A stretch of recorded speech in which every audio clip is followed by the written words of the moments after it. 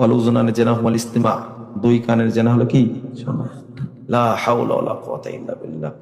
কত জেনা করছেন আপনি। আবারও বলছেন দুই চোখ দিয়ে মোবাইলে ল্যাংটা উলঙ্গ, সি। এই মহিলার ছবি দেখছেন? ও নামাজি, ও নামাজি, নামাজ পড়ে এসে টিভির সামনে দেখেন। এখন তার টিভি লাগে না, বাড়িতে টিভি নাই, ওয়াইফাই আছে, ওয়াইফাই আছে, ডিশ লাইন আছে। কত নোংরা চেহারা দেখছে।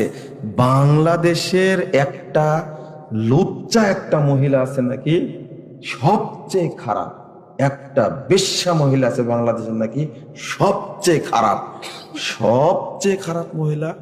এর চেয়ে জঘন্য কোনো মহিলাই নাই। ওই মহিলার ফলোয়ার আপনারা সবাই।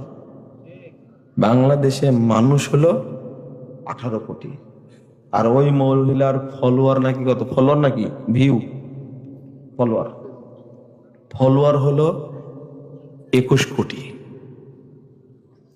হ্যাঁ, কারা কারা এগুলো? বেঈমান, সব সব বেঈমান। এই নোংরা অসভ্য এই জঘন্য বেশ্যা মহিলা তুমি ফলোয়ার হলে কেন? তুমি বেঈমান, তুমি একটা।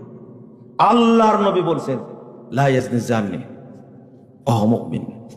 তুমি জেনা করছো চোখ দিয়ে, জেনা করছো কান দিয়ে। ওই জন্য তো এত কড়া করে বলি, তাও ভিতরে ঢোকে না রে ভাই। এত কড়া করে বলছে, হাদিসের অনুবাদ করছি, তাও ঢোকে না।